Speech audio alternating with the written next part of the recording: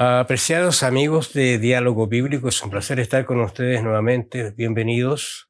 Gracias por acompañarnos semana a semana en estas audiciones. Quiero comentarles que ustedes ven un poquito cambiado el escenario, no es el habitual.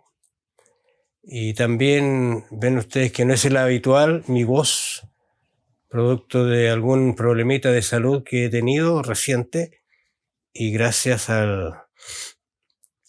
los médicos, digamos, y a Dios especialmente, estoy saliendo de ello, pero la responsabilidad continúa y los amigos que nos hacen las grabaciones se han dignado a venir a nuestra casa para hacerla, para prevenir, digamos, alguna situación más grave. Así que les agradecemos esa atención.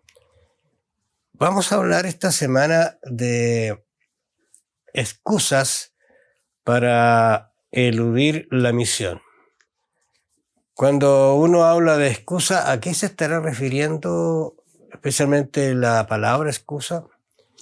Es un término que se usa para cambiar de postura, cambiar la motivación, cambiar la actitud, cambiar los criterios, para no hacer lo que se ordene, lo que se quiere hacer. Entonces, en ese contexto, nosotros vamos a analizar la historia de Jonás, para ver efectivamente cuáles fueron las excusas, si eran reales o no eran reales. De eso vamos a conversar. Así que bienvenidos y bienvenido, pastor. Gracias por estar entre mi familia, mi casa, haciendo esta grabación. Bueno, gracias Raúl por la invitación. Estamos aquí en casa de Raúl, muy acogedora. Agradecidos de Dios porque podemos grabar este programa y también estar con ustedes cada vez que nos conectan, Diálogo Bíblico, en un día también lluvioso. Y esperamos que el Señor nos pueda bendecir con su Santo Espíritu para poder comentar estas excusas que muchos a veces tenemos para no continuar realizando la obra y el llamado que Dios nos hace. Yo recomendaría, fíjate, a nuestros auditores que se lean todo el libro de Jonás. No sé cuántos minutos podría llevarle. Es una historia que la he leído varias veces. Incluso los niños tienen sus historias propias, ¿no es cierto?, sí, acerca de este personaje. Ahora, no era un personaje, yo en algún momento lo estudié estando en la enseñanza media, me acuerdo yo en Biblia, Jonás. Pero después se estudia de otra manera. Pero no era un personaje cualquiera, tenía cierto rango, cierto linaje, pero aparece prontamente con la historia de un llamado, porque si uno mira la Biblia y comienza a hablar aquí, se identifica el personaje cuando dice: Jehová dirigió su palabra a Jonás, hijo de Amitai, y le dijo. Ahora, fíjate que esta es voy a decir así, es una orden de Dios directamente. Así hacía con los profetas, ¿eh? Bueno, Jonás era un profeta, podemos decir atípico, porque era un hombre que fue elegido por Dios para ser un portavoz de la palabra de Dios, y sin embargo tenía ciertos rasgos de carácter que eran fuertes, obstinados. Era alegador. Tal vez nosotros no lo habríamos elegido como un profeta porque él era amigo mucho de sus ideas personales. Era reconocido también en Israel como un profeta de Dios porque sin duda que él tuvo otros mensajes para los reyes de Israel y para otras personas. Y era un profeta reconocido. Dios le había dado muchas órdenes primero a otros ministerios y a otras misiones. Pero en esta oportunidad le dio una orden y un mandato a predicar a personas que estaban fuera del marco de Israel, a 800 kilómetros de distancia, hacia el oriente. Allí debía predicar a una gran ciudad, un gran imperio que produciría en Israel grandes problemas en el futuro. Claro.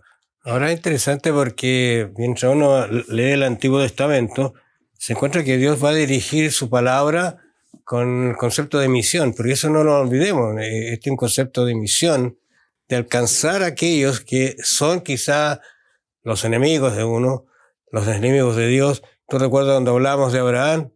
Cuando intercede por Sodoma y Gomorra, no eran amigos de Abraham, menos de Dios, era gente perversa, pero él intercede.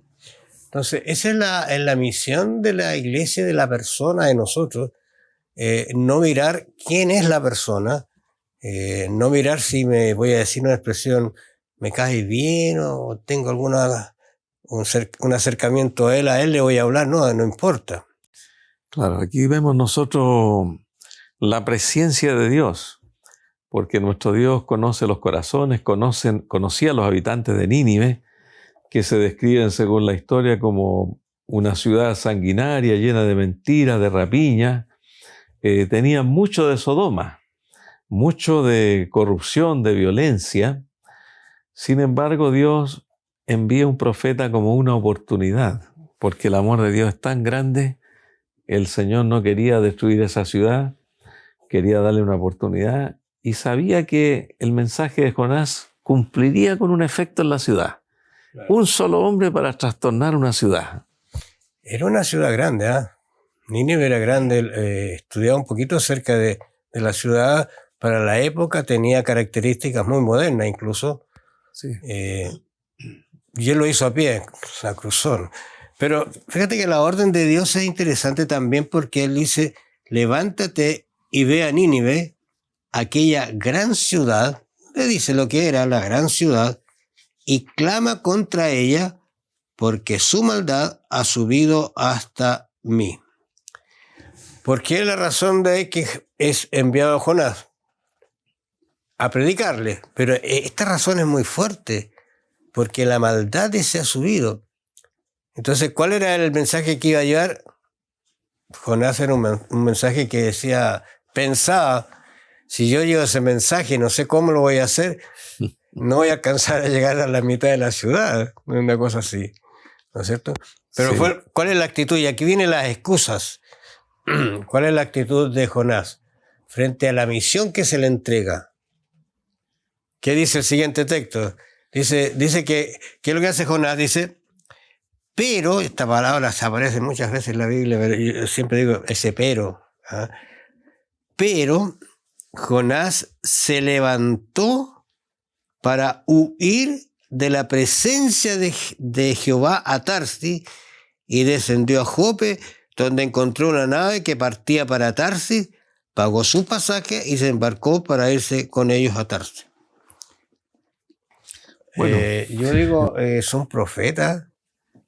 No conocía a Dios en realidad. Podía huir de Dios. Sí, eso nos muestra a nosotros que Dios no obligaba a los profetas, tenían libre albedrío, podían tomar sus decisiones, eran hombres consagrados, hombres que seguían el consejo de Jehová, pero a Jonás con su mente le pareció extraña esta invitación de Dios a predicarle a una ciudad lejana, un reino perverso, y él lo veía primero como difícil que la gente creyera y también cuidaba su prestigio personal, porque él decía, voy a quedar en ridículo, voy a ir a perder tiempo, que es una de las excusas que nosotros generalmente tenemos cuando vemos una oportunidad para testificar y pensamos ya en nuestra mente, es difícil que esta persona crea, es difícil que esta persona acepte. Esta persona tiene otros intereses, o sea, vamos ya con una fe, una mala fe.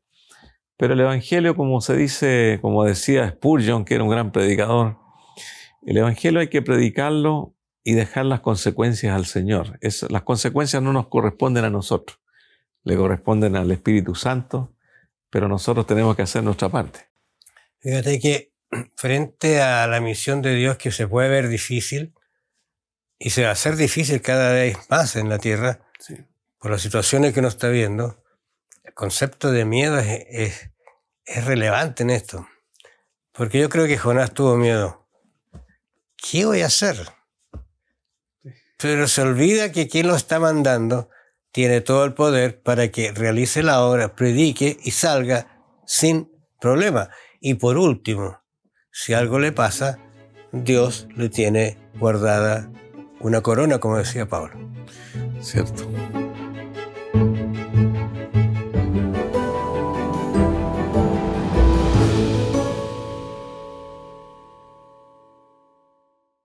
Otra idea que este libro nos enseña el pastor Jerez es como hablábamos del miedo, ¿no es cierto? Esa es una excusa bastante fuerte. Y de hecho, Dios tampoco quiere que nos expongamos así gratuitamente. Yo recuerdo, y se los cuento así rápidamente, había un vecino cerca de la iglesia donde yo asistía que tenía mala fama como hombre. Una vez me dijeron, no le hables de Cristo, quizás ¿qué te va a decir? Me dijo. Y sabes tú que una vez yo quedé en pana con mi auto, se le cayó ¿cómo se llama? Se me olvidó la palabra ahora, lo que recibe los gases, ¿no es cierto? Sí, ya. Se me cayó. Y frente a la casa de él. Y yo dije, ¿qué hago? ¿Y sabes qué sale él, po? Y me dice, vecino, ¿qué le pasó? Y le conté, mire lo que me pasó. A ver, me dijo, y me lo ha arreglado gratuitamente, ¿sabes tú? O sea, pueden haber algunas excusas que sean, voy a decir así, conceptos falsos de las personas que nos pueden separar de llevar adelante la misión. Tuve una conversación muy agradable con él. Bueno, hay un ejemplo que nos muestra nuestro Señor Jesucristo. Él tenía una forma de predicar con fe, siempre creyendo que las personas iban a aceptar el mensaje. Nunca Jesús predicaba pensando que lo iban a rechazar. Si lo rechazaban era por una decisión de las personas, pero él hablaba con fe de que las personas creerían en él. Y había muchos que iban así dudando a escuchar a Jesús con indiferencia, pero al ver el fervor, al ver el entusiasmo, al ver sus ojos brillar y la fe que él tenía, la gente aceptaba el mensaje. Y nosotros cuando hablamos de las cosas espirituales a personas que no son creyentes o personas que son indiferentes, tenemos que hablarles como si ellos creyeran. El resultado después queda con el Señor. Y en este caso, Jonás, como ya vimos, él huyó a Tarsis y ojalá muy lejos de Dios, pensando Jonás que Dios iba a tomar la decisión de tal vez elegir a otro profeta que fuese. Decía, Dios no tiene problema de buscar a otro, por lo menos yo le estoy diciendo que no. Pero aquí tenemos una actitud divina. La actitud divina es la paciencia, la perseverancia de tratar con un hombre que tiene que cumplir el mensaje porque Dios lo conocía. Este es el hombre indicado, no puede rechazar. Y como Dios conocía el corazón, lógicamente le dio una prueba difícil, porque trabaja así nuestro Dios.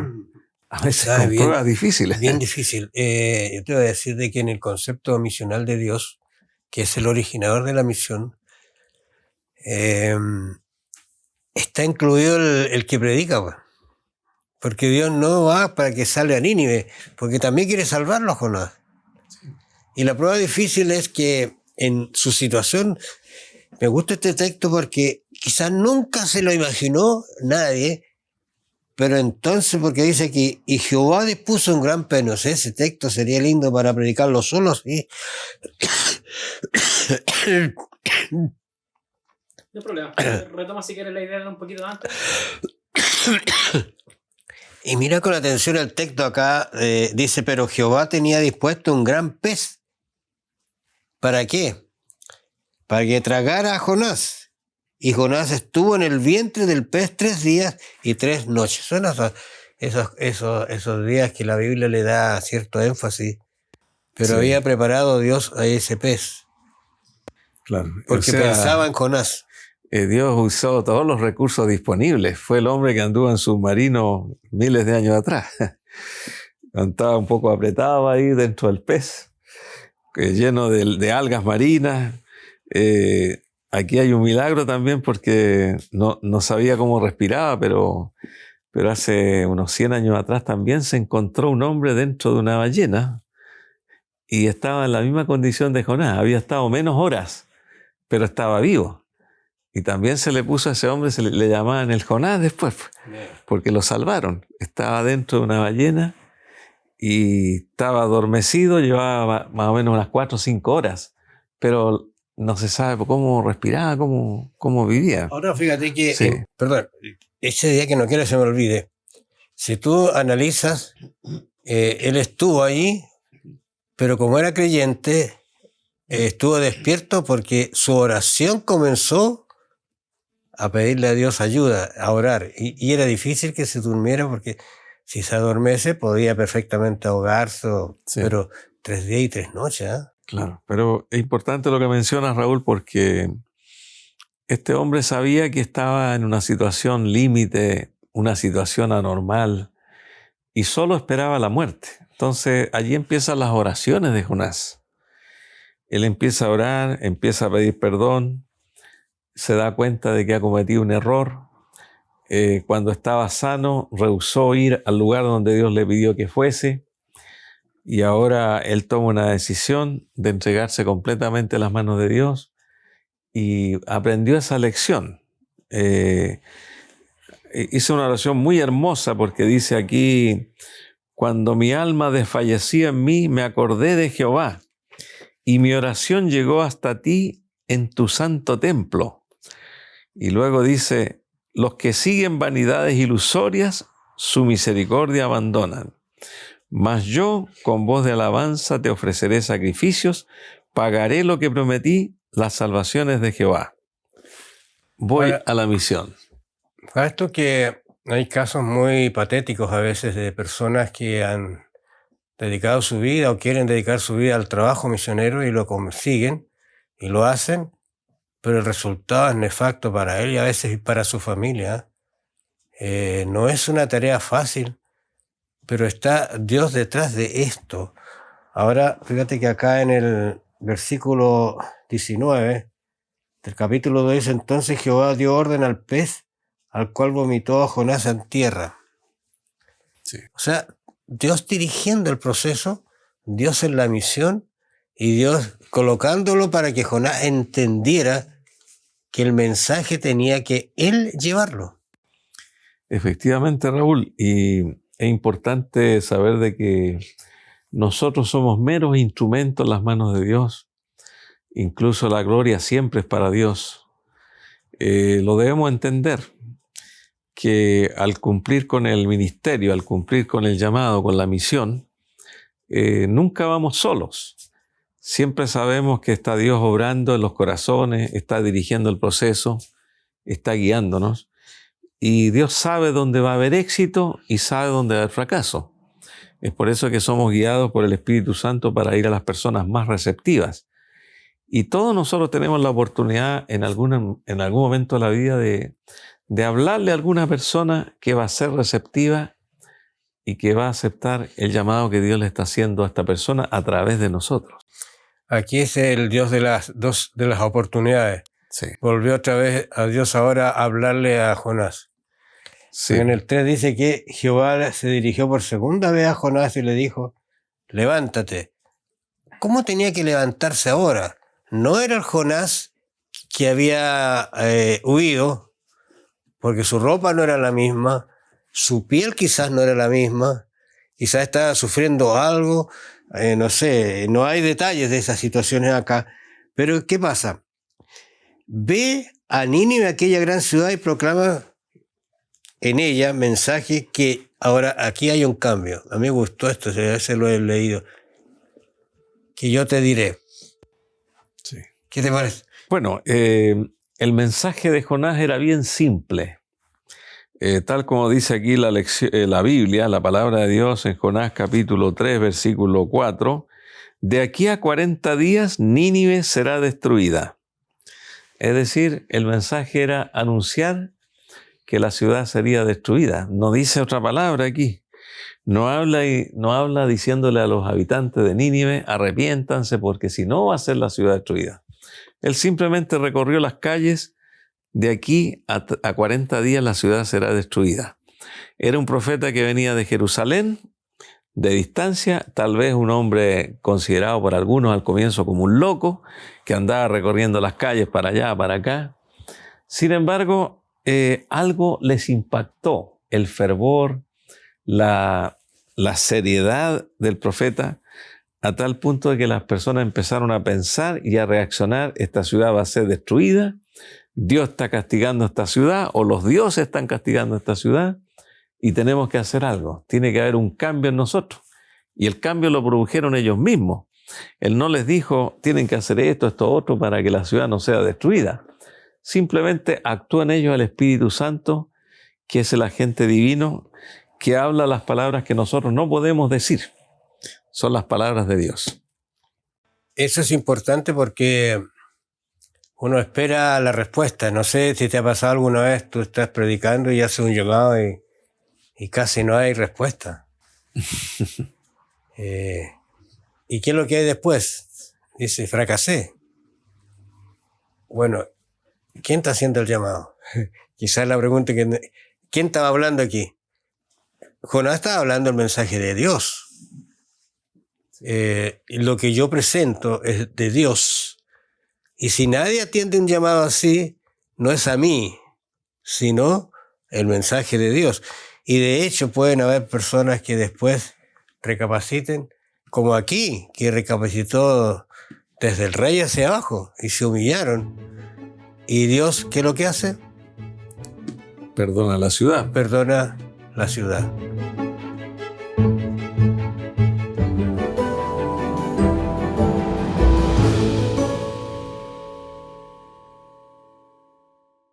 Cuando uno mira esta historia, desde el comienzo va pasando por etapas de Jonás, y ahora nos encontramos con un Jonás que, voy a decir así, se enfrenta a situaciones muy incómodas.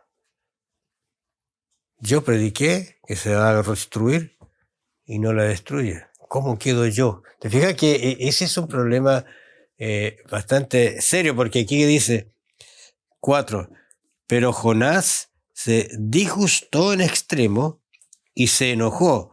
Así que oró a Jehová y dijo, oh Jehová, ¿no es esto lo que yo te decía? O sea, yo tenía razón, ¿eh? No tenía razón. Cuando aún estaba en mi tierra, por eso me apresuré a huir. O sea, es como decir, si yo, ese es el mejor camino. Qué pena a veces que tomamos esta actitud frente a la misión que Dios nos ha dado, ¿eh? Sí, la paciencia de Dios con el profeta también. Sí. Y el profeta que se dice que fue el profeta de mayor éxito en el Antiguo Testamento, incluso más que Elías, más que el profeta Elías, porque Jonás convirtió toda una ciudad y la convirtió en menos de 40 días. Se puede decir que produjo un reavivamiento y una reforma y logró un resultado evangelístico tremendo. Pero lo que él hizo, guiado por el Espíritu Santo, aún así, nosotros notamos, según el texto bíblico, que Jonás estaba disgustado porque él sacaba sus conclusiones. Esta ciudad es mala, esta ciudad es rebelde. Había asediado a Israel, era una ciudad que era un peligro para la nación de Israel. Y él decía, es mejor que todos mueran. Entonces él se ubicó en un lugar distante a esperar por si acaso Dios destruía la ciudad, porque él decía, no puede ser que ellos se arrepientan. Debería haber estado feliz, ¿cierto? Claro. Debería haber estado contento él con el arrepentimiento de todos los ninivitas. Pero él se sentó a mirar a ver cómo iba a ser destruida la ciudad. Ahora es interesante porque dice que se sienta a mirar cómo destruye la ciudad, pero aparece una Calabacera. Una calabacera, dice, que lo cubre a él, ¿no es cierto? Hermoso, para que el sol no lo queme, tranquilo. Y mientras él dormía, vino un gusano y liquidó. Sí, bueno. Aquí vienen los contrastes, ¿eh? Cómo actúa Dios, como tú decías hace un rato, la paciencia de Dios para enseñarle a este hombre. Porque él, acuérdese, él está trabajando, Dios está trabajando con el profeta que se arrepienta y se salve. Y además, salvar a la ciudad de Nínive. Efectivamente, aquí nosotros vemos a Dios que está ahora instruyendo al profeta. El profeta prácticamente debiera haber recibido una gran felicitación de nuestro Dios porque cumplió con el mandato. El resultado al profeta no le pareció correcto, no le pareció bien. Estaba amargado, se hizo una enramada. En ese mismo día creció una calabacera y le ayudó a recibir esa sombra que tanto él necesitaba. Pero al otro día la calabacera muere por un gusano y el sol le da en su cabeza y allí él empieza a reclamar y decía, y se desmayaba y esperaba la muerte. O sea, era como una rebelión del profeta que nos muestra a nosotros las actitudes humanas y cómo Dios las tolera. Cómo el Señor escribe estas cosas, porque aparentemente a uno no le gustaría leer lo que está pasando aquí en el capítulo 4. La historia debería haber terminado en el capítulo 3. Sin embargo, Dios muestra las falencias humanas y de todos nosotros cuando hablamos del Evangelio, cuando predicamos, porque Dios dirige todas las cosas. Bueno, Jonás aprendió la lección, esperamos. No aparece el resultado posterior, aunque sí el profeta Jonás también se menciona allí en los Reyes de Israel, y Dios le dice al final, si acaso dice estas 120,000 personas que no saben discernir entre su mano derecha y su mano izquierda y muchos animales, ¿no tendré yo piedad de Nínive? Aquí nos muestra el carácter de Dios, la misericordia grande y la tolerancia del Señor con aquellas ciudades perversas y cómo el Señor deseaba que cambiaran. Mira, estoy pensando en Isaías, ¿eh? Isaías es un libro extraordinario de la Biblia. Es una Biblia prácticamente. Y uno le encuentra que Dios se acerca a él y ese acercamiento, te voy a decir que lo he pensado mucho, cómo Dios manifiesta su gloria, porque mira, dice, el año en que murió, y estas las fechas para ponerse en la historia, el rey Usías, vi yo al Señor, mira, este es algo que es muy sublime, sentado sobre un trono alto y sublime, y sus faldas llenaban el templo. Por encima de él había serafines, cada uno tenía 6 alas, con 2 cubrían sus rostros y con 2 cubrían sus pies y con 2 volaban. Y el uno al otro daba voces diciendo, Santo, Santo, Santo Jehová de los ejércitos. Toda la tierra está llena de su gloria. Esta es una misericordia de Dios de mostrarle al profeta, porque lo que va a hacer ahora Dios es llamarlo a la misión. Y ese es el concepto misional. Dios tiene formas tan distintas de llamar a las personas, muy distintas. Yo diría que esta es una manera gloriosa de llamar a un profeta. Jonás anda a Nínive, lo está llamando a él. Ahora está llamando a Isaías. ¿Qué te parece a ti, Juan? Bueno, Isaías era de la nobleza de los sacerdotes y algunos dicen que también tenía sangre real.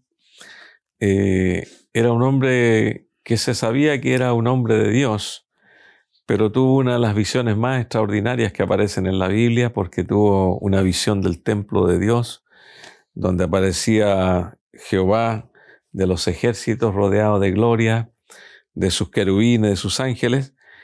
Y después de eso, Isaías reconoce su pecado, porque se comparó con la santidad de la visión que estaba teniendo. Claro. Y él pensaba que iba a morir. Soy hombre muerto. Vieron mis ojos al rey. Y el Señor le dice que no, que él le va a quitar su pecado, saca carbones encendidos del santuario, le quema sus labios, limpia su pecado, y le dice después allí: he tocado tus labios y es quitada tu culpa y limpio tu pecado. Aquí hay un mensaje interesante, porque los que Dios envía a la misión, Dios tiene que transformarlos, tiene que prepararlos, y ninguno de nosotros se puede quitar los pecados a sí mismo. Tiene Dios que hacer esa obra, y Dios la realiza por misericordia, por causa de Cristo, la sangre de Jesús. Y en este caso, después que él está limpio, después oí la voz del Señor: ¿a quién enviaré? ¿Quién irá por nosotros? Y allí Isaías, sintiéndose ya con una dignidad recibida de parte de Dios: he aquí, envíame a mí, dice. Envíame a mí, yo voy a ir. Mira, es como decir, yo acepto el llamado, pero primero tengo que aceptar en mi condición, que Dios me limpie, y entonces el llamado va a ser puro para llevarlo. No sin impedimento, porque tú sabes lo que pasa con Isaías después, pero cumple el llamado. Ahora, hay un desafío que semana a semana nosotros estamos comentando. Se propone que uno tome una hoja en blanco, no así llena como esta, y anote 10 personas. Pero el desafío es anotar a personas que no son creyentes. Primer desafío va a ser anotar 10 personas no creyentes. Ahora tienes que ver qué personas son.